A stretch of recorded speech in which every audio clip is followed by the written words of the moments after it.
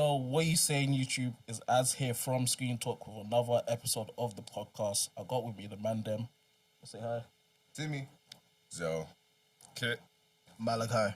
Yeah. We're gonna be talking about all the spoilers for Ant-Man and the Wasp: Quantumania. So if you haven't watched it, Go watch it now. go Click watch off it the video now. Yeah.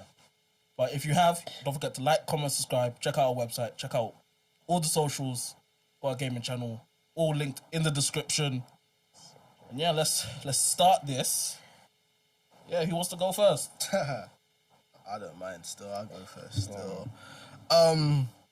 Yeah, I can't lie. The lead up to this was kind of brazy still because obviously you had the Rotten Tomatoes score and you had all of these kind of mixed reviews in it. Like even in our group chat we had Mandem saying, this is going to be crap and all of that stuff. So like going into it, I still remained optimistic based on the trailers and the things I've heard. And yeah, I pleasantly enjoyed the film. I thought it was a fun film. Is it the greatest MCU film of all time? No. Is it perfect? No. But for what it was, which was a fun kind of family adventure film into the quantum realm, I thought it was pretty good. The MVP obviously being Jonathan Majors as Kang. When we do a deep dive into his performance and that character, it's going to be amazing because he really knocked it out of the park for the first appearance of Kang the Conqueror. Michelle Pfeiffer as Janet, she was also great as well. I think everybody did their thing in the film, but I'd say those two were my favourite performances. But yeah, I really enjoyed it. Yeah, I think I'll just echo what Malachi said because I think going into this film, I think a lot of people had, I guess, preconceptions of what they were gonna get out of it. I think this obviously stems from like all this kind of scooper culture in. It said so and so something's gonna happen, but I think yeah. So I just kind of went in with not zero expectations, but I just kind of like blocked out all the noise and was just like, you know what, let me just go and see what it's saying. And yeah, just like what Malachi said as well, I think Jonathan Majors, Michelle Pfeiffer, I think they were like the two like standout performances. Not to say everyone else was kind of crap. I mean, there was some kind of, but we'll get into it later, but I'm not even trying to avoid it, but as in, I think everyone, for what they had, I think they made the most of it. Majority of them. But yeah, that's it for now. Okay. I think the film was good. I feel like, echoing off what Malachi said, I feel like the film actually did what it needed to do in terms of like the first song of Phase 5 really kind of set the tone. If the rest of Phase 5 is almost kind of like how Quantumania is, I'm not going to be mad at it. There was a lot of people saying that the dialogue was shoddy and whatnot, and really and truly, I just want to find out what film they watched because it genuinely doesn't make any sense to me. Like, I thought the dialogue was fine. I don't think there was any glaring issues with it. Jonathan Majors as Kang is probably one of the best MCU castings I've seen, I'll be very honest. Because when they said they were going to introduce Kang the Conqueror in this film, I was a bit skeptical. I was like, okay, we've gone from Yellow Jacket to Ghost to Kang the Conqueror. Like, that's a huge jump. Yeah. But they did what they needed to do, and Jonathan Majors as Kang was absolutely brilliant in this film. Proper MVP. Yeah, I'm satisfied with what we got. So what? Free for free for you? Free for free. We'll get back to that. I did enjoy the film. I didn't really have high expectations for it. I didn't think it was going to be like an Avengers level film, like proper big. I just wanted Kang to show who he was, and he did, and I'm happy. Michelle Pfeiffer, she did her thing. Paul Rudd also did his thing. He was kind of shoddy a little bit sometimes in some scenes, but overall, can't be mad at it. That's really it, really, for me. I just enjoyed the film. It's a fun family adventure. Yeah, for me, I made a conscious decision not to expect too much because I saw the critics and the complaints and that, but I enjoyed it. It was a fun film. I loved Jonathan Majors as Kang. I love, some of the dialogue, some of the lines. So I don't really have too much complaints. It did what I wanted it to do, which was, be enjoyable. So, yeah, that's what I can say for now. I guess we go into the gripes of the film. I'll start off. I be real. There were some jokes that I didn't like, Which ones in specific? I can't really just off my back of my mind, but I just feel like there were certain scenes that I felt like needed to be more serious. That's really it. The ending, I mean, I wasn't the big fan. 50-50. Yeah, I wasn't a big fan of the ending. I feel like you either fully commit to the comedy or you don't. Yeah, because there was parts where I thought like they were gonna bait and switch, and think, oh, he's still trapped in the quantum realm. Exactly. But then they doubled down on the comedy, and I was like, it's kind of. I hear it. But I that's think really it it. depends. Because I think in the other films, I think getting trapped in the quantum realm, because I think even before the film, I thought at least one of them were going to get stuck down there. But when I kind of watched it, I kind of deeped to that. That would have been, the second film in a row that someone gets stuck down again. It's just like, there's no kind of, what's it called, resolution. I think that's the word to use, as in... No learning.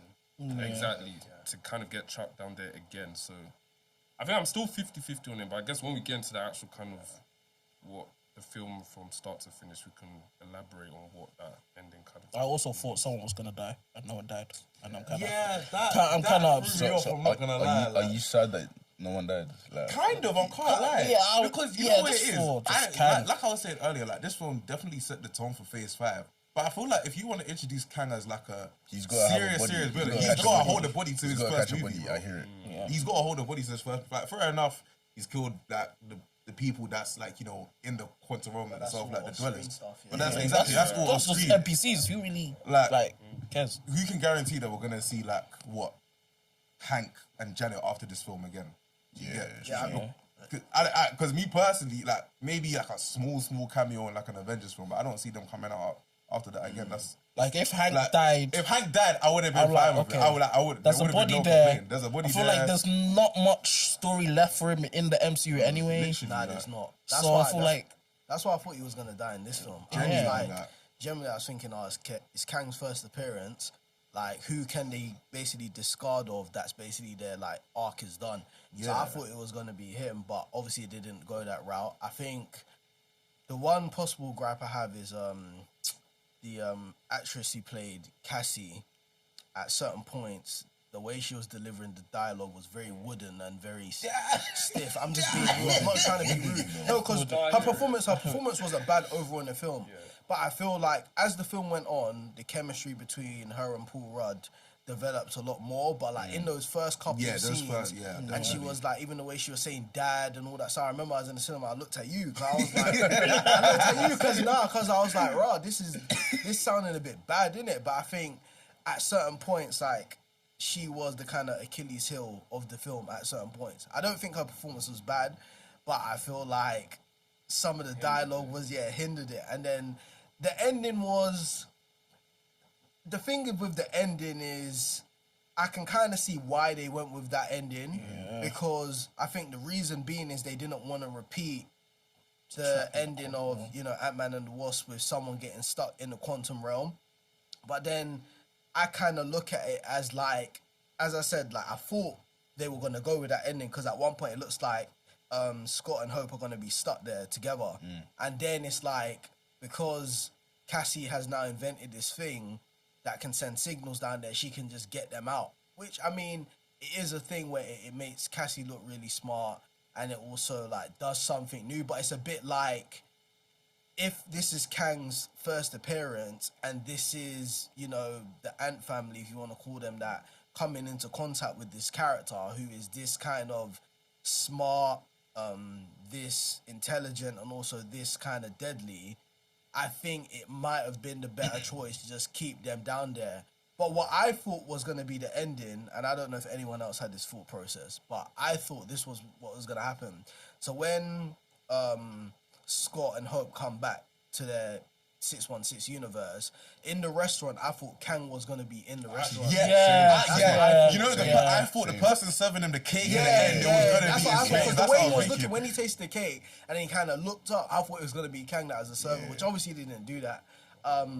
But when we talk about Kang in the future, we'll get more to depth of what I think is going to happen. But I think the ending 50-50 on it. 50-50 on it, Yeah, man. there was a couple decisions that didn't make sense to me as well. Like when they they got what's the character's name? Hope, the child, right? Oh, Cassie. Cassie, that's it. Cassie, she like brought them back with the thing, the portal. But the first time, the only reason it worked was because MODOK like hijacked it. So she shouldn't have been able to bring them back, but she was. And then I think it feels like that part was like they just You might be on tacked on. Because I was literally thinking the exact same thing. Yeah, because if the quantum, so in the beginning they've already established that okay, cool, we're not trying to go back into the quantum realm. We're just sending a signal. We can get information from the quantum realm, send it back. We can study it, learn more from it. There's no implication or like there was just nothing suggesting that you could literally open a portal to the quantum realm at the end and they could just come back because it's a communicator. It's exactly. Not like it's not like a transport. Like there's no transport method. Exactly. That's the only reason it opened is because of MODOK. So that didn't really make sense to me. But I was like, okay, cool. You know, they're back in, and then the ending, like like you guys said, it just like it went from tension. You know, when it was walking down the street, it just went from tension to like back to comedy, then tension again. And then like he said, I thought Kang would show up, but he didn't. So I was like, do you know what though? I like that because I feel like that's just in the spirit of the whole Ant-Man films and whatnot. I feel like I actually like that. Like you know how they like cut off between like serious and like funny, like when it was like MODOK's introduction as well. I found that quite funny. So I guess it was a kind of continuation of that. I hear that. Yeah, plus it's kind of like this thing of where I think the way it was done, it didn't undercut the seriousness of what's actually gonna like happen. Like Scott kind of pauses for a second, goes, "Oh, like we killed him. Oh, maybe we didn't." And then it's kind of like because like Scott's character is kind of like hopeful and he's a lot more on the happy side. He's just trying to use humor to try and psych himself into believing that Kang's actually dead. When deep down, he more than likely knows that he's not. But what I wonder is going forward. Cause I don't know. I'm just thinking like going forward, like who's gonna be the person to tell the rest of the people on Earth 616 that yo, this guy's coming? That's exactly because what I was think thinking. might happen is that it will be too late, and then Kang arrives, and then Scott's gonna go to someone and be like, oh yeah, we were in the quantum realm. I faced him. I thought you killed him, and someone's gonna be like, oh, why didn't you tell us? And then I think that's gonna kind of not cause tension, but it might play into something. The thing is though, he wrote a book, right, about like saving the world in the quantum realm. So I don't know if he mentioned Kang, but people are definitely expecting him to at least explain what happened. That book came out way before they went into the quantum realm. Yeah, that book was about Endgame. No, It was about Endgame. There was a book another about one? Endgame, and then when he came out, he wrote another book. Remember that at the end when he was walking down the street again, he was talking. I think it was just. I think that that was was just just pure narration. I think that's the internal monologue. Be onto something, No, 'cause he might make a book out of. Yeah, even like, even he if it made didn't another happen in the book. film, he might I guess so. continue writing books about how he saved the world and all that. Yeah, because I think he mentioned how like he said that he saved the quantum realm. I don't know if I just misheard that, but Also, I got some. Actually, should I say this now? Leave it to the theories. I don't know, but actually, no. I'll just say it now, innit? Like, I don't know. This is something I'm not gonna take full credit for this. I saw this on a YouTube comment in it, so I'm not gonna pretend like it's my theory. I'm just gonna keep it real. innit? But someone had mentioned the possibility that Hope and Scott are not in their original universe potentially, because when they come back, there's certain things that are different, but it's not. Like, so for example, when they go back to the coffee shop, the guy is, talking about you now have to pay. And even when he's walking down the street, a lot of people aren't really recognizing him like they did the first time. So it looks similar, but something felt Off. a bit off. So it's a part, I don't know, that's a pretty good theory. We will see, but just something to keep maybe in the back of your head that maybe, because I just don't think, as Zell was saying, like, is it really that easy for her to just send the signal down there and just get them out and there be no catch? Like the first time they tried that, it got intercepted. This time around, it wasn't like Scott or Hope caught the signal and that's how it was meant to happen. It just So randomly opened. there's got to be, I don't know, I just feel like there's got to be some type of catch. Like the way it ended on a happy note, I think it's a smokescreen of like something happened, but they maybe just don't realize it yet. That's what I think. And also with that theory, I noticed that when he was walking the second time, there was like graffiti on the wall that wasn't there the first time. I don't know if people just, did that, but like I noticed, it was different. So there was something changed. So that might be, true. Yeah. That'll be lit. I can't lie. if he's I in do a random think universe. that Kang is not dead. No, He's definitely not dead. 100%, He's definitely not dead. 100%. But I just feel like got sucked into a flipping sphere, bro. He's not dead, man. he's in that probability. probability. Yeah, that's so what I had there's to going to feel be about. multiple versions of him Yeah. just trying to. And the thing is, he don't work well with other Himself. Kangs, so it's gonna be an issue. But I think once he figures it out, he's gonna be even more angry. Yeah. Because you saw that like that. Because that's the thing I like about Kang is like, in the film, it's like at first he's very mild-mannered, kind of low-tempered. Even when Janet does what she does to him, and realizes he's very cool, kind of calm, collected. And then it's like, when a person pisses him off, there's that switch. You saw it a bit with the Janet one, but I think you really saw it when, they kind of thwarted his plans. And then like you saw like he was crying, but it's not like it's not like I'm crying because like he's upset, but it's more like I'm crying because now I have to do something that maybe I didn't want to have to do. Like I have to take this to a place, because I think there's generally a sincerity with the character to an extent. He is an evil person, but it's even like with Janet, he was like, yo, I kept like my word is my word. I'm gonna keep my promise. Like you can go home. And then, like, basically, I'm going to destroy all these other universes, but your one will stay fine. Just like he said to Scott about, Cassie and stuff. He was like, yo, man, he's like, yo, if you do this to me, like, yo, like, nothing's going to happen. And then when that kind of goes awry and he starts crying, it's really like he's like, yo, like, as he said to him, he said, yo, like, I just want to remind you that you could have gone home. Like, I gave you a choice and you didn't take the choice. So now I'm gonna have to basically just do you wrong.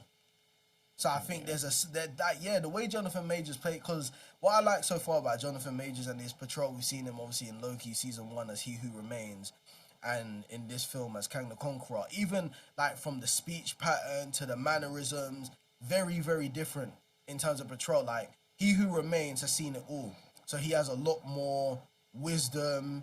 He isn't really lying about anything he's saying. Like he's a lot more of like, I'm just gonna tell you what it is. Whereas Kang the Conqueror is a bit more like, I'm gonna tell you what it is, but I'm a lot more cold about it.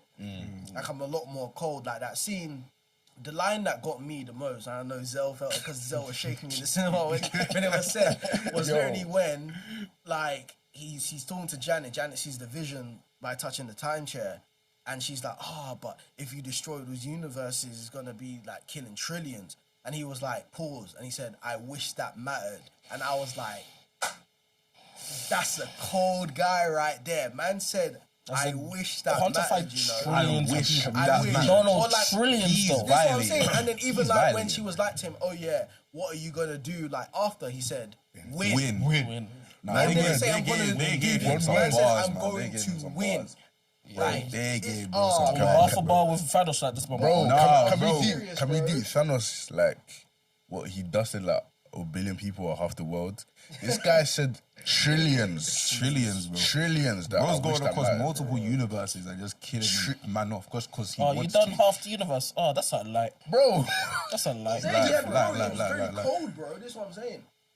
And he said it calmly. It's not like a like bro said. You know I what? wish You that know what's mattered. busy about this divorce is the fact that Kang is actually a human. He's a human being. He's just a smart human. He's just a human being. He's just got crazy advanced tech. Like that's ridiculous. That's honestly ridiculous. But I think what you said about Kang's like demeanor is that with He Who Remains, he's not. I think the difference is he's not impulsive. He's just like calm. He just tells it how it needs. Like he's basically kind of like an author in a sense. He's just sitting there, just like if you ask him about like a book he's written, he's just gonna tell you how it is. With Kang, he's a bit emotional and impulsive, which is why even the way kind of Jonathan Majors was acting, there was kind of like a restraint to what he was doing because he didn't want to do it, but he just kind of like would burst out and kind of like what's the word to use? like tension to like kind of release it. So I think that's the difference. And even with Thanos, the similarity between the two is that both of them, they didn't want to do what they had to do. Like Thanos throughout the whole time of the Avengers, he didn't want to kill anyone. Like Loki, he just said, I just want the stones. If you get my way, I'm going to take you out. That's literally what he said. He didn't want to kill any of the Avengers. He explained that over and over again. Even when he stabbed what's the name, Tony's like, I hope they remember. He's like, I didn't want to do this. I just want my stones. And I think those are the scariest villains, you know, the ones that just like, they don't want to kill you, but like if they have to, they have to. If Those they those have are the to, they scariest will. ones because If they have to, they will. like they don't want to kill you because they just don't care. Like you're too little for them, so it's just scary, man. You know, one thing that just came to my mind just now is this guy's range, Jonathan Majors. Yeah, man. Because I'm now thinking about the post-credit scene, and I'm thinking about the Council of Kangs, bro. I'm like, this guy is playing 3 different characters at once, all different tones, all different accents. It's ridiculous. And now the Kang dynasty that we're gonna see is literally all of those Kangs in that post-credit scene. Like, it's crazy. So I guess the 3 main Kangs. You got Ramatut, you got Immortus, and I was seeing a video yesterday. I saw Scarlet. But I feel like it might be a new one, you know. Yeah, I think that might be a new one. Just So on they the were talking original. about What's like the name maybe that like you said? Prime Kang. Scarlet Centurion. Scarlet Centurion. Okay, They were talking I don't know about that. Yeah, so they were talking about like maybe it might be a Prime Kang or something like that. I don't think we might have seen it. Might be a new introduction or whatnot. But those 3 plus the like Kang that we've main. already seen, I think those were the main 4. But then obviously the regular Kang had now just doing nonsense. They managed him out, and then they're like, oh, okay, cool. Ant-Man and his family, they've killed him, so supposedly killed him. Right. Now we have to go get back in blood, and it's just like, okay, it's just wow. And yeah, the crazy part, because I think the variance of Kang, like, it presents a very interesting opportunity for Majors as an actor, obviously, to show his range, but then also to tell so many different stories. And I really do feel, I think a lot of people are overlooking this, that I think remember when He Who Remains got killed by Sylvie? And he basically said, like, when you kill me, I'm going to end up right back here anyway. Like, it's like a time loop. Like, you kill me, I'm just going to end up coming back. I think, because people have been talking about He Who Remains and Kang, like 2 separate variants. I actually think they're the same But variant. the same one. But it's just a loop. So I think that Kang the Conqueror is like, that's him before he eventually goes on to become He Who Remains, and it's just a loop. I don't think they're 2 separate variants. So you think... Do you think that's what happened to him at the end of the movie? As in, like, when he got... Because my initial thought was he got sucked in and he got just displaced through all of time. But then I saw the post-credit scene and I thought, okay, that can work, but I feel like Kang is going to return, but different. Yeah, because Just because of the whole technology. Because what I just don't want the MCU to do is I don't want them to get rid of this Kang, and then it's just like, oh yeah, it's fine because in Kang Dynasty and Secret Wars we'll just have other variants of him, and I'm like, you can have other variants, but the Kang we met in Ant-Man, that needs to be the main Kang. Like, that's Kang the Conqueror. All the other variants, they're just side characters to that main character. So I hope it's a case of that version of the character is still somewhere and he comes back, rather than, oh, he's gone, but we'll just give you another variant. Because then that undercuts a lot of the character development. Because I think there's, even though they showed us his kind of backstory, some of it, and they've explained it, I think there's a lot more to delve into, because there was a very key line he said. Well, there was 2 key lines he said. The one about Thor was very important because it tells us that he's killed so many variants of these Avengers and big characters we've seen, he generally forgets who he's killed. The other big part was when Janet was kind of, I think it was either, I can't remember what scene it was, but he said something to the effect of, you have no idea what I've lost. Which makes me think that this character has lost a lot and it's driven him to this point. Because we have to ask ourselves, he got exiled, obviously, but even before then, like, what drove him? Like, what was he suggesting in the council that was so messed up for the rest of the variants to be like, yo, like, we got to get rid of this guy? Like, what was he suggesting, and why was he suggesting that? What happened to Nathaniel Richards in the 31st century for him to start that journey to see where he was? Like, that's what I'm interested to see. I kind of have a theory. So you see at the end of Loki where he got sent into that other TVA and like it looked like Kang. I think at the end of this movie, Ant-Man, Kang must have got sent like displaced through time somewhere, and obviously he's built the TVA now, and that's where Loki ended up. Because then it would make sense because he kind of becomes He Who Remains, but he remains Kang. If that makes sense. And then obviously that would lead into Loki season 2 as well. And also with what you said about what made them kick him out, I think because he said something about like because of how timelines are, he just wants to burn the broken worlds and like create new ones. So I think like he had irrational thinking, and they must have just kicked him out because of that. Because he was like the wild one of the council. So it's very dangerous because what you said is a great parallel to Thanos because he was exiled from. I think actually I don't even think it's irrational. I think it was rational because I think Thanos and Kang both suffer from the problem where they're both too rational and lack empathy. Because Thanos saw it like, okay, I'm on Titan, the resources are being depleted, the population's too much. So the logical thing here is to just get rid of half of them. And then I'm pretty sure, because even Kang was saying something like the variants, they're playing with time, they're treating time like it's just this kind of like fun thing to play with. And I think he must have come up with a suggestion that was most pretty rational, but the rationale is, okay, let me just go and destroy and conquer all of these things so I can create one that's, you know what I'm saying? So I think it's a thing of, it's kind of interesting because from both of their perspectives, they see themselves as the problem solvers and the heroes.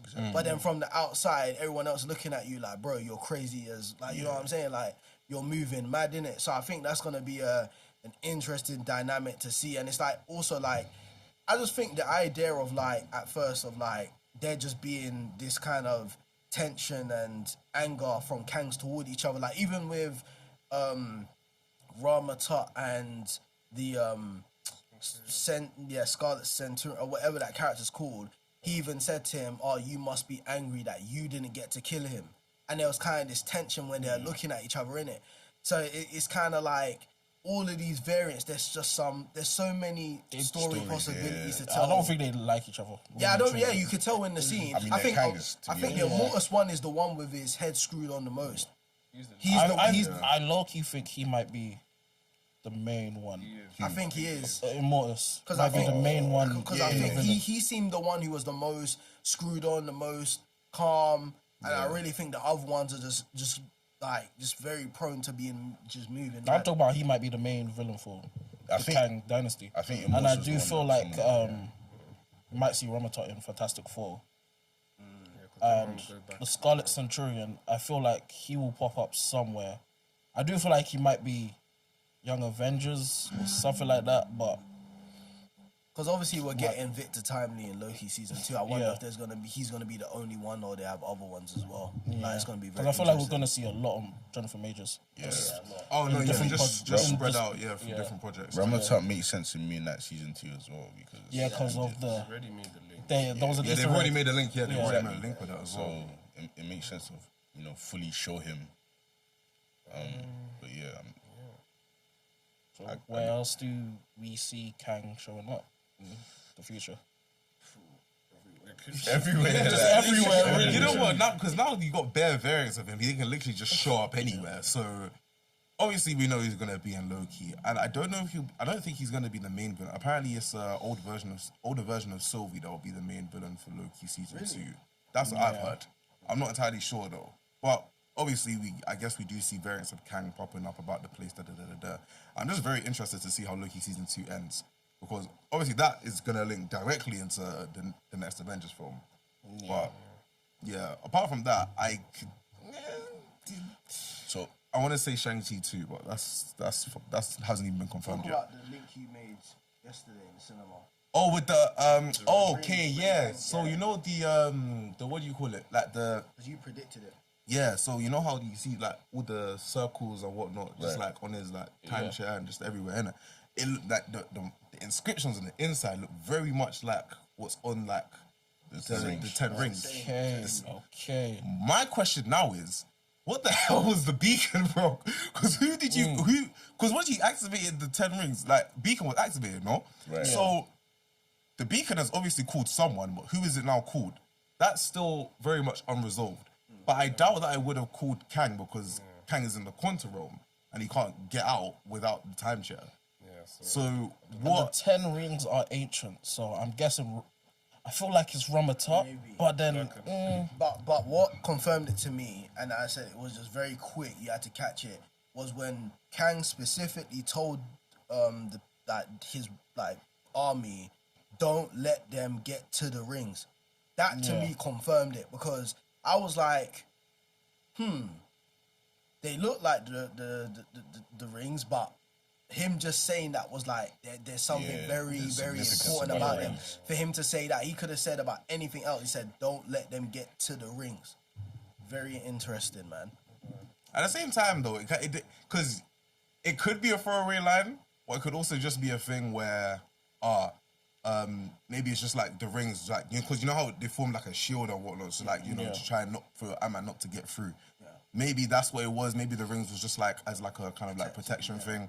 But I do definitely hear what you're saying. The rings might definitely be. I definitely think it's intentional. Yeah. I definitely might be. I'm just trying to think of what it could mean. Yeah, like, because I just don't know what. I genuinely don't know if what they it link to means. the 10 rings, does that mean that like when the 10 rings were calling someone, they were calling Kang? Yeah. It's very. It's interesting. Because the thing is, it's easy to theorize because he's beyond time. So it could be from any time period, Because obviously Shang-Chi is set, I don't know when it's set, but I think it's set before the events of this movie. But because he's beyond time, it doesn't matter. Yeah. Also fun to notice that both Ant-Man and Shang-Chi they both take place within the same area. They're both in San Francisco. Yeah. There you go. So there is a link there as well. Very interesting. Not a New York thing. Not a New York thing. I think like those are the big lights. It's New York, San Francisco, and Wales. I think just those two, because London or England. Yeah, England.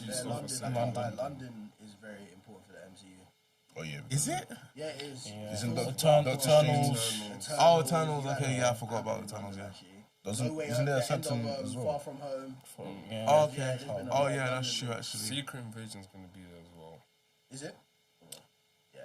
In the trailer, it shows you can see all the London buildings. When, what's his face? What's it mean? The guy that plays Everett Ross, he's hiding like a corner, and then Nick Fury comes out. You see all the police car. Yeah, we're shooting scenes for Loki in London as well. So Wasn't mean Yeah, that that set in one London makes as well. sense. Yeah, lots of London links, man. Okay, yeah, that's true. Actually, yeah, I didn't even deep it. Yeah. yeah, But I was even going to do a pivot because I know we've talked about Kang like Bell already. There's probably still more to talk about. In terms of, I think Scott and Cassie like going forward. I think we'll probably change Cassie more than Scott because I think she's obviously smart and it makes sense because I think a lot of people are kind of not angry at her like portrayal. They're saying that she comes across as too smart.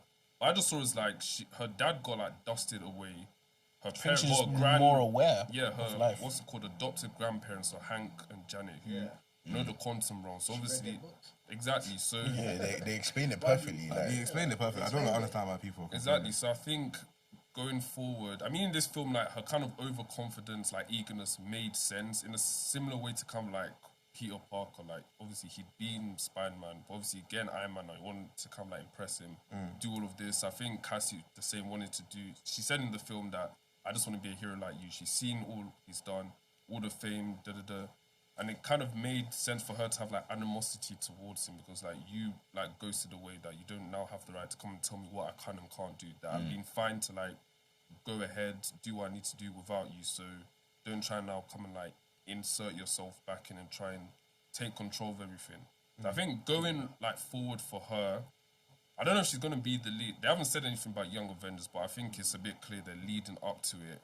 I think it creates an interesting parallel because obviously we do know, at least from the comics, one version of Kang is Iron Lad. So he's basically, I guess, one version of Kang who the original Kang takes him forward and is like, this is what you become. And he's like, no, I don't want to do that. So he basically leaves him, runs back in time. Then he gets basically to like the present day. Yeah. And he's like, how can I kind of fit in? Then he obviously sees the Avengers like, okay, cool. I'm gonna try and make like a team or something, but just like a sub kind of thing. And he forms the young. So I think that's an interesting way that could go. So it could be an interesting dynamic between Cassie and. Since she's met obviously Kang, been to the quantum realm. I do think though, if they do Iron Lad, I don't think he'll be Iron Lad. I think they might give him a different set of powers. That's what I'm thinking. Because Just because that's of a clash with Ironheart. Ironheart, yeah. Yeah, It's just because of a clash Ironheart's with already Ironheart. in the universe. So that's what I'm thinking. That makes sense. But I think he's doing because the reason he called himself Iron Lad was because he came back, obviously saw Iron Man, so he just used that as just something to. And he's a tech-based person. He's from the 31st century, so obviously, because I think even in the comics, I think the reason how Nathaniel Richards got the tech is because he used stuff like what Tony Stark did like thousands of years before, just used that and basically perfected in a sense. I think that's where he kind of got the inspiration, just kind of made his own suit. I think the difference that his is kind of more neuro-based, so he can kind of think it and the suit kind of comes around. So it's not nanotech, it's kind of actually like connected to his like system. So I think it's different. But I get what you're saying because the Ironheart, Iron Lad. But I think for like the non-comic people might get kind of confusing. But I think if you know it, you'll know. It's just basically a version of Kang. But I think that's an interesting dynamic. For Scott, I think his trilogy's done now. But I think in terms of where they can go, I think it's still kind of open-ended because he's got all this knowledge now. The question is like, what is he going to do with it? Is he going to do like a Doctor Strange and just kind of like S out and just like not tell anyone anything? Or is he going to go and speak to, I don't know, like Bruce or something? Because obviously the Avengers, the roster's looking a bit thin now. I mean, the people he could speak to, Can't go to Tony, can't go to Cap. I mean, Hulk, I don't know where Where he's is got Hulk? his own. He's got his own. He's Brothers, got a son. Can they use a multiverse version of Hulk and just bring him into the 616 universe? Because this Professor Hulk, I don't know what they're doing. I need him gone. To be fair, Professor Hulk would be good to talk about with the. I guess so. Like that's I guess even so. though I don't like the way they've taken Hulk. If I'm going to anyone, like if I'm Scott, I'm going to Professor Hulk. Like he, because who else could you? That's go to? interesting because you know what? The first person that came into my mind is Doctor Strange. Yeah, because everyone goes I was Everyone thinking, goes to cool. Doctor Strange. You've had this whole entire experience with Kang now. Who do I now tell about this? My first. I thought think was he Doctor Strange. won't But then because he it's has more of to the deep- magic side. I think When that's why he have won't do it. Ant-Man and Doctor Strange ever? Yeah, That's true. There's No, no but I real think connection I there. think it's more to do with it's that Doctor Strange is more with the magical side. I think he wants us. If you would go to something, you'd go with someone more science tech based. But And now like- you need to think about who Scott Lang is as a character. Is he going to use that much logic? No, to that's go what I'm saying. I don't to think he's going to tell anyone. This is what I'm Yeah. saying. I think he's going to keep it to himself. He's going to keep it in the back of his head. Kang's going to arrive, and then he will tell when the Avengers form up again. He's going to be like, oh yeah, basically I faced him in the quantum realm. I know what it is. And someone's going to be like, yo, why didn't you tell us? I think he's gonna stitch up because I think going forward, I think when the new lineup is now, I think Sam Wilson's gonna be the hero. So I think by the time everything comes together, I think he's gonna be under the most pressure. I think they'll get there, and then everyone's gonna start bombarding with him. Like, I've been to the multiverse, I've met Kang, and he's just gonna be like, "Where were you guys when you all?" I think they're low-key stitching Warner him Brother, up. like what's going on? Exactly. So I think. I don't know if he's gonna tell anyone, Scott, but I think he knows because even that last year when he's walking down the thing, I know like the tension and humor thing. I actually thought they were gonna keep it because they were kind of like dragging it out for longer, and just keep it, and then they stopped. I think even before he went in the restaurant, I don't know if you saw there was some black guy in a flat cap that just kind of like crossed past the scene so quickly. And he looked kind of like Jonathan Majors, but I couldn't make it out. So I was thinking, would he be? And he was literally a black guy with like a flat cap. And I was just like, wait a minute, no way. But then obviously it was too quick for me to see anything. So I think he knows that something is up. Yeah. So I think even though he saw them beat him, I think he knows that this. He knows deep down they haven't beat him. So with all the exposition that He basically knows did, deep down they haven't beat him. Shall I tell you one of the reasons why I think he's very much of, oh, he's not dead? Because he thought Yellow Jacket was dead all those years and he was down in the quantum realm or something else. I think that's why he knows in the back of his mind, he's like, nah, he's most probably not dead because I thought Yellow Jacket, Darren was dead for so long and then he went down there and became MODOK, innit? So I think now he's more realizes that, hey, man, only because I've defeated you doesn't mean that you're gone forever. Like, you could always pop back. But I think also a thing to note, 'cause I've been seeing some complaints talking about Kang's power set, and it's like, do people not realize that the quantum realm time doesn't exist within the quantum realm? So his powers. Why do you think he wanted to get out? So he could have his full power set. So he could go and travel anywhere in the. Like, do people not? Like, when I was hearing that complaints, I'm like, do people not think? Like, he had the what? Kang we One saw, quarter of his power. the Kang Maybe we even saw less. was not at his full power because the quantum realm was limiting him. The whole film is about this brother wanting to escape. Like, he wants to get out. And this is what I'm saying, bro. People are not making sense. And even if that's like a quarter of his power, that's a lot of power because he was Bro, moving built a whole mad. empire in the He quantum built realm he on a built- he quarter of built his a whole power. empire. He said On a conquered the quarter of his continent. power. he said, while Not I'm deeply. here, I'm gonna build an empire. Then he went ahead. This guy, when he put on, I said, when he started crying, because when I first saw the power was like, obviously he had mentioned the full thing and he mentioned it casually. But then when he had like Scott and Cassie in the cells and that, and he's like doing just the finger movement, and then like he flicked MODOK away like he was nothing. It's like, stay there, be quiet. And then like Scott's like, no, we don't have a deal. He's like, are you sure? And he just starts thinking, he's like, yo, I'll kill your daughter and make you rewatch it over and over and over again. And then Scott's like, oh no, and he's like, you think I'm joking? Boom. And then like Cassie almost dies, and then Scott gives in, and then even when he like gets out of like his like time chain, like his kind of base operations, and he puts on the full suit and just goes, starts zapping people, starts doing that, takes the energy, curls it around like he's like an airbender. I was right, but the thing that was the maddest was when him and Scott went hand to hand. I remember I said Zell was shaking like that because it was brazy, like and then the thing is, the crazy part is he even let Scott get a few hits in. Smiling. Like, For back. he was I think he, smiling. yeah, I think he let him. He let him. No, he let him. He actually let He him. literally stared at And then he just, I said he was gut punch. bro. Like, He was rapping He him, was bro. rapping him. No, can we? He stumped his face so hard. He put a hole in his helmet. I promise you, when they were filming this, he thought he was filming Creed. I promise you. That's what I said. That's what I said. Bro was filming two movies at the same time and you forgot his training, bro.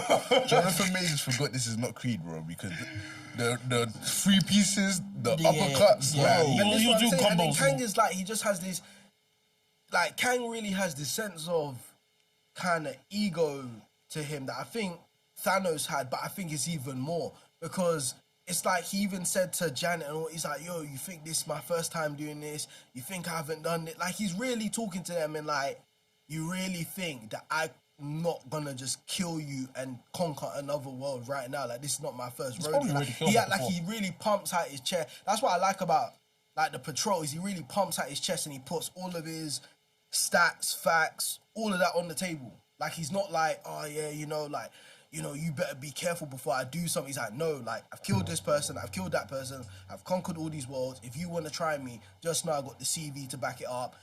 He's basically like, yo, if I kill you and take over the universe, all it is to him is another notch on the belt. He's not gonna remember it in a He is day. him. He's gonna go into the next universe and just do it. Like, he don't care. Like, he has no.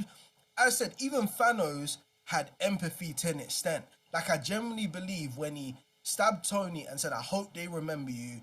When he's saying you're not the only one cursed with not, I really felt like there was a part of Thanos that really did care to an extent and really did feel some emotion to what he was doing. But this version of Kang, like, bro, like, I was like, at some point, I'm like, bro, is this guy, like, how can you say to the prospect of you getting rid of trillions of people, I wish that mattered, with a straight face? Or even like when Janet was looking at him, when she found the things out, he's just like, bro, he's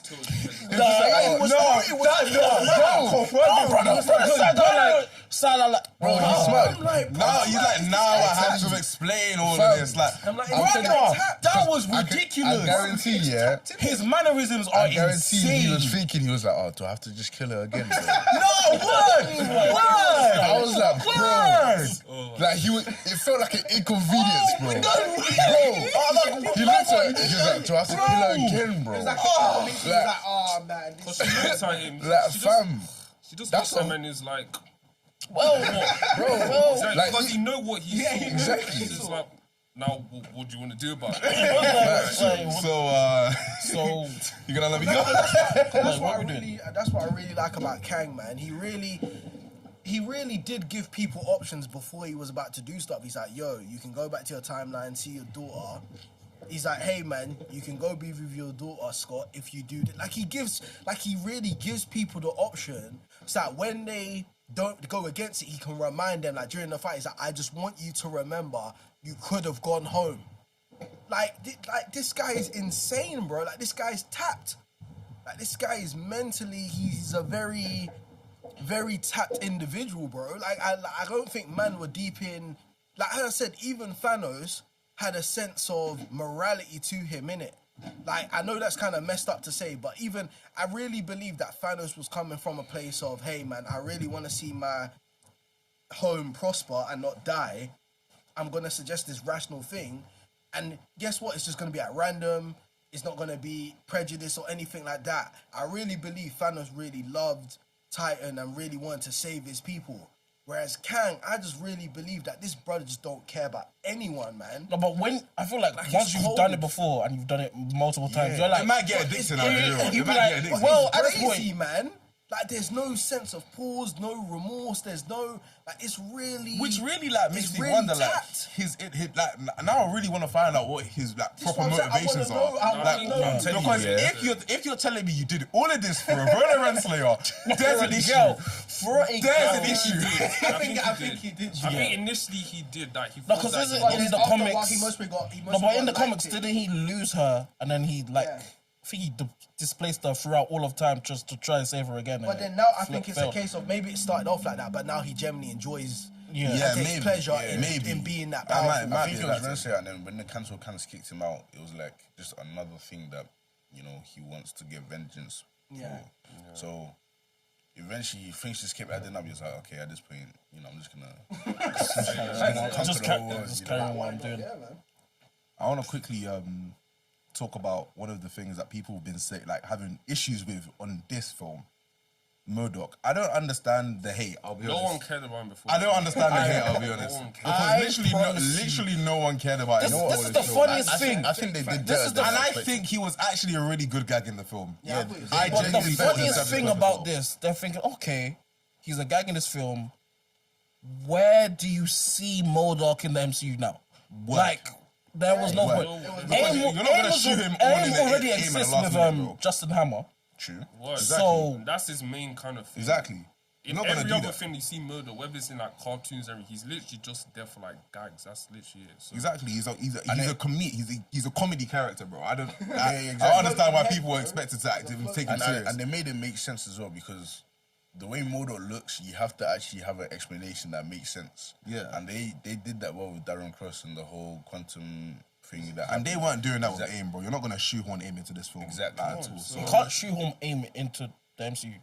well, anymore. Any more than it If you is. want to do it, you have to do it properly, man. Exactly. Yeah. So I don't know what people wanted. I think the only thing he could have showed up in his armor was because of aim, but even then, like, Yeah, but it's owned by Justin know. Hammer. What's that? What's so, that? What's that? That's you know that group that the leader's part of. You know the villain for Cat 4. Oh, and She-Hulk. Yeah. I know it was, but I Intelligentsia? can't remember the name. Intelligentsia, that's it. Wasn't he part of the Intelligentsia at one point? Am I bugging? Potentially. he probably was, to be honest. Like, Because I remember vividly like seeing somewhere that they might like, you know, put him in Intelligentsia as well. Because it might actually like come to fruition, like it might be an actual group. Because obviously we know the leaders coming in Cat 4 and some other villains. I don't know, maybe from Thunderbolts. I don't know. You see some, but they did MODOK well, though. Yeah, I think MODOK was funny, man. I like yeah, the dialogue. I like the even his backstory, I loved it. Yeah, man. I loved it. It was, yeah, it but was, you it was can't have hilarious. two serious villains in one film. What killed me is when Iron Man went into the probability thing. And he was like, Darren. He's like, MODOK. He's like, But that was funny. I genuinely, and then people are like, I've heard people be like, oh, it didn't make any sense for MODOK to kind of turn against Kang at the end. Yes, it did, because Brother was the a dude, bully. I'll tell you why it made perfect sense, right? In the first interaction we've seen between MODOK and Kang flicks him away Flicked him and said, "Don't talk and to says, me, bro." don't talk, and then he goes on to say Janet was more help. So that lets us know that this brother abuses this guy. Like, he abuses, Kang treats him like he's a piece of crap, and he only uses him as a killing machine, right? And then it's like, through these conversations Darren has with, he has with Hank, he has with Cassie, has with Scott, I think he kind of realizes that, I've really been like a bad person, and like, I have an opportunity to kind of sort of rectify that by helping these people out, and that's what his attempt is. And then obviously he dies, and it's like it makes sense. It's kind of it's like a character arc that makes sense. Someone was like in the group chat, man, they're gonna know who this is anyway. And the person was like, oh, well, how does he have one conversation and 10 seconds later he does this and does that? I'm like, bro, does MODOK seem to you like a character who it takes a lot of time to convince him to do something? No word. No word. Like, does it really seem like you have to really... Like, Darren Cross, we saw him in the first film, like, that brother was very impulsive, very erratic. Like, this is not a person who it needs to take you 50 minutes to set up her arc for him to then flip to another side, you know what I'm saying? And then even another complaint I've been hearing... triggered. Another complaint I've been hearing, oh, yeah, the rebellion was a waste of time. No, it wasn't. I tell you why the rebellion wasn't a waste of time. Because it added a sense of community and a sense of conflict within the quantum realm. The quantum realm actually seemed like somewhere where people live, people have communities, they have friendships, they raise families. Like, it actually seemed like a place people lived within. And it, as I said, it made Kang look really even worse. And once again, because it's like Kang was like, oh, I can't get out of here, so I'm just basically going to destroy everyone's homes and that, and I'm going to build my base of operation and basically be like a dictator here. So it's like the people living there had their problems with Kang. It also provided very funny moments with the characters that looked wacky and weird. This is what I'm saying. When it happens in Guardians of the Galaxy, people are cheering. But when it happens here, people are angry. I don't get it. Like, people are like, oh, the blob, the guy, and oh, you got this weird That fish, whole this joke weird was broccoli. hilarious. But when Guardians of the Galaxy does when it, that brother grew, that word, my man was over. It was fun. It was funny. It was harmless. You know what I'm saying? Bill Murray's character was an asshole. I liked how they kind of established that, you know what I'm saying? Yeah, I like how established that Janet, they emphasized that Janet was down there for 30 years, innit? Because obviously to us, it didn't feel like that because we just saw her in the sequel come back. But she was down there for 30 years, she had this relationship with this man. You know what I'm saying? Like, it makes the quantum realm seem more real. Like, people actually live there and do stuff within there. So I don't get what that complaint's about still. People need to lighten up. But I'm going to hop off what Malachi said about the quantum realm, because another complaint about this film is that this film, the scale was like way too big, was too different from the first few films. That everyone missed the whole happy-go-lucky family dynamic. And I was like, okay, cool, I can see why you'd think that, but there has to be some sort of like climax resolution, because for the first It's two a films, trilogy, bro. Like. they talked about the quantum realm. It's a trilogy, bro. So it's like throughout the whole kind of like trilogy. So for the first two films, they talked about the quantum realm. All we saw the first one was when Scott shrunk down and came out. The second one was when Hank went down to save Janet. We saw that little kind of city that everyone was saying in the which obviously now was here. That's all we know. So the third film, no one wants to be in San Francisco again, and then it ends again, and we still know nothing about the quantum realm. So I'm like, if you don't do this film, where else are you going to talk about it? So I think even with the quantum realm, I think it was maybe just a place where, I think it's Gentora, the name of the kind of lead of the, Resistance, or whatever her name is. She was saying that we all kind of got displaced. I think maybe obviously when Kang was like taken over, they all had their own kind of universes. They maybe just got displaced there into the quantum realm. They thought, okay, let's just build like a little kind of, like in real life when stuff happens and people just like form, so they just did something like that. So that became their home. So it made it feel like it was actually a place and not just this kind of mystery place where no one knows what's happening. And I think people complained that, like Michelle Pfeiffer, like Janet, she had too much screen time. I think she needed to, because this is her bag. She literally knows the most about the quantum She's realm. been there for 30 years. Exactly. Of course she's going to have screen time, bro. Be for real, man. She was the tour guide, fam. Literally. What's people talking about? No, that's I heard people saying that the what they were talking about in this film was Janet, bro. Like, what?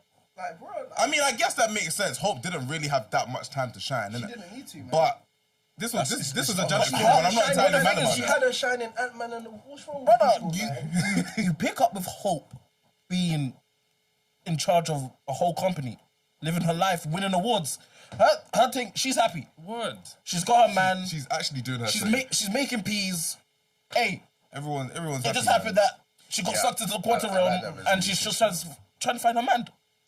Hey, I like that resolution. She got her business. Everyone's, well, not everyone, but everyone's happy. You know, we don't know where Kang is, but yeah, so. But follow the art, because even from the first film, it teased that Hope has always had some kind of like animosity towards her parents. And even still to this film, she's always telling her mum, like, what are you hiding? Like, and the mum's always dismissing it. So it made sense for Janet to basically tell from the start, even when she first met Kang, who obviously at the start, I'm assuming was just Nathaniel Richards. Didn't actually say his name, it was just a normal man. And she basically explained her whole kind of, because it's like 3 decades, you can't just brush over that. Because I'm sure if it came to the end of the film and no one said, everyone would be complaining, say, oh, Janet didn't, she didn't talk about this. Yeah. So I think it made sense explaining the whole kind of quantum, what she was doing down there, how she knew so much, and her coming to this resolution that it's better to come like tell her family, like to talk to people, because obviously even when, what's the name, Bill Murray's character cries, like you haven't told them about him, obviously before Kang eventually showed, everyone was just referring to as him, because obviously they knew what he did because of how serious it was, and since Janet was in a sense kind of like his number 2, kind of helping him create what he needed to get out, she obviously held resentment inside herself. Maybe that's why she didn't tell her, but I think it kind of was a nice through-thread line from the first film to now that she actually opened up to Hope, who from the first film had been kind of pressing her. Not necessarily the first film, but when she came back, had been pressing her throughout, like what happened down there, why do you want to talk about it? And it kind of showed that obviously these whole secrets eventually kind of blows up. Like even at the start of the film when they're all around the table talking, and there's kind of like tension between obviously Scott and Cassie, Hope and Janet. It was just kind of like all different kind of, you know, relationships which they kind of like explored them. So I think it was nice. It made sense for the film to be where it was set. You couldn't have another film in because if there was no quantum, what are they going to do for the film? And Kang's the villain. Is he going to come to San Francisco and start messing? It just wouldn't make sense narratively for it to be set in San Francisco again. Because even look at other trilogies, they're all different in some way. So, yeah, I didn't really see a problem with kind of the scale of the movie. Obviously, not everything works. I'm not saying everything works, but I think for the villain who you've introduced, it made sense to have most of the film in the quantum realm. And at least on that point, I think they did fine. So yeah, I thought Janet was gonna die because of that issue that she had with Hope and like their little. Because normally when a movie like has people like, you know, disagreeing, normally like one of them ends up dying and it's like, oh, you could have, you know, resolved the issue, but you didn't get a chance. Yeah. So I thought Janet was gonna die, but she didn't. And also what you said about the scale, I like the fact that because it was in a quantum realm, it could have gone crazy, you know, because it's not like, obviously it had effects, but it's not like San Francisco where the buildings are going to fall down and, you know. There's only so much you can do. It wouldn't have been creative. It would still be the same. So I think the quantum actually gave them the license to just do anything. Exactly. Yeah. So seeing all these creatures exactly. No one wants to see him in flipping San Francisco.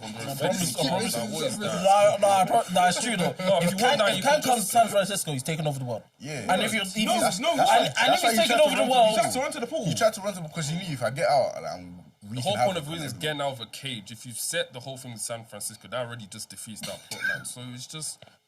Probably if he comes to Earth, he's taking over the world, and you need the Avengers. And where are they right now? No, this would be Doctor Strange is currently in the Dark Dimension. No way. Professor Hulk is probably taking trips with his son across. I will cry, man. Across whatever world he's at. So that's what just bonded time with his daughter. With his daughter somewhere else. Yeah, this would be the worst time for Kang to just wreak havoc. Literally no one is Captain America and Bucky's probably on holiday with the family. No one knows who Spider-Man is. Spider-Man's depressing his daughter. Trying to get MJ back. That's why I think it's gonna be when Kang strikes. It's gonna be like how in Infinity War everyone was displaced all around. It's gonna be the same thing. I feel like, but I think it's gonna. But I think it might even. They be need worse. to change that narrative though. I feel like they should be slightly prepared, but it's not enough to beat Kang. That's what I feel like. Okay. So you feel like it should be a thing where, unlike Infinity War, because obviously none of them really have beef or conflict with each other like Tony and Cap did, innit? Yeah. So like, I'm pretty sure if they were to call each other up, they'd all like have a meet and be cool. But then it's a thing like even if you're like well prepared, it's kind of like it's too late. Yeah, I think I feel like you that's ego. just to show how powerful Kang is. Like you're prepared, but you're not Prepared enough. proper. Yeah, Yeah, that I makes think it's sense. what you said about how Ant-Man will probably just not tell them, and that's gonna be why they're prepared because Ant-Man knows about him, but they're not prepared because You told them too late. exactly. Yeah, and that's where I think the tension's gonna come from. Yeah, and then That's they're not gonna trust him probably, or like it's gonna be a situation where they blame him because he told them too late, even though he was out here making books. So yeah, but where would you rank Quantumania out of just all the MCU films? All the MCU films right now, I say top 20. Top 20. Yeah, I agree. I say top 20. yeah, top 20 definitely. I'm trying to think like where specifically I'd put it though. Even there's actually bare films out. There's bad I- films. There's so many films. Okay, so I'd say top 20 though. Would you put it above or below Wakanda Forever? Because that was the most recent MCU Oh film, right? no way, no, Below- it's not below. better than Wakanda Okay, Forever. so Wakanda Forever might be top 10 still. Okay, so it's not top 10. No, It's not top 10. No. Nah, definitely Okay. not. It's not Okay. top 15. I think it's in between the 15 and 20. Yeah, That's fair. That's much fair. more, That's fair. I mean, MCU does have a lot. Good They have a films. lot, man.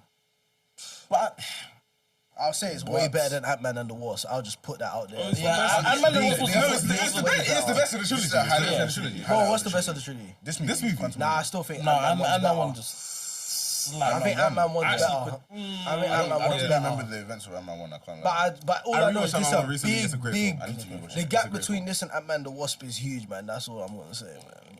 Actually, I'm not even. Actually, the yeah. film is Ant-Man 1, the best is not that overhated. bad, actually. I think they're either on par or I think the first one is just better. Maybe I need to rewatch this one again, but I think maybe for argument's sake, just say the first one, this one, and then the It's a second good one. trilogy. It's a good trilogy. It's a good trilogy. I think it's ended well. I don't think it's gonna get a fourth film. But apparently they were talking about Ant-Man 4. I wouldn't be surprised. Apparently they were talking So about I didn't Ant-Man think 4. 4 would get a fourth film. I'm being serious. I didn't think No, 4 but I would mean, get a Thor fourth was film. like original. Yeah, Avengers. main. Thor's now getting a fifth film.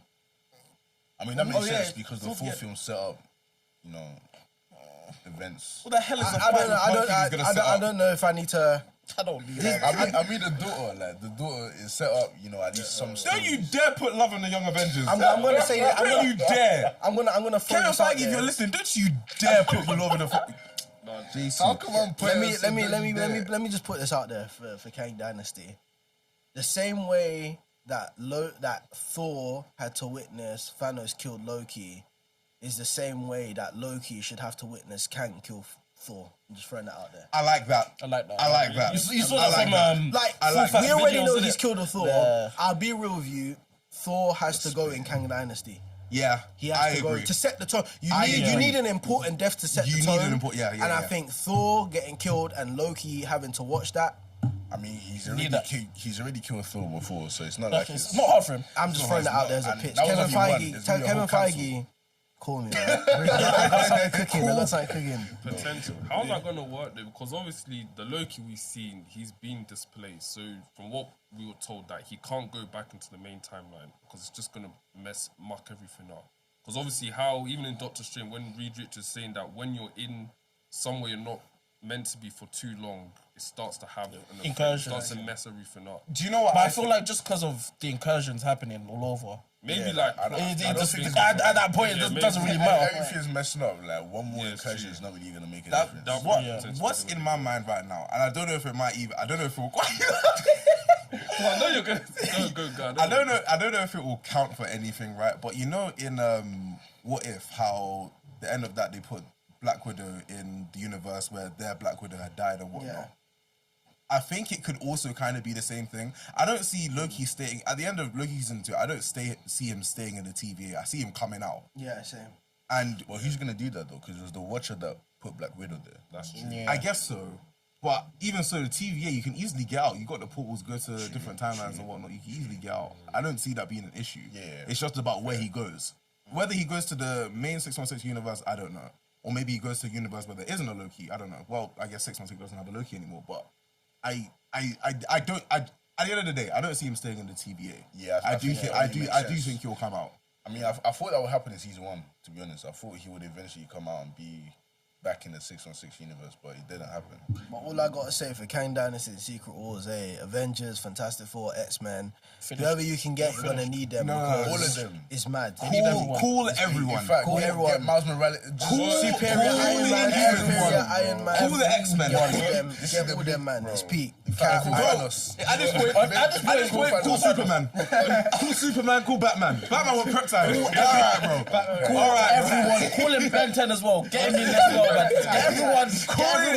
Everyone that you can get. You know that scene in the Spy Kids 3 where they call the whole family?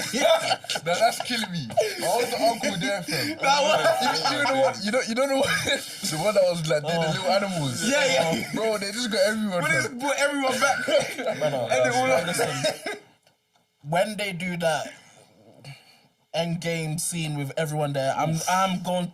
Give me I Ben. don't know how they Ben took them, Affleck you know. Daredevil. That's what I don't wanna know see. how they took that because that on your left thing where they did all the portals, that was like a great moment. I don't know how they took That was a great moment in cinematic history. I think they're gonna make it a two-parter. Yeah. I think what they're gonna do Yeah, is they're Secret gonna Wars make part 1 and part 2.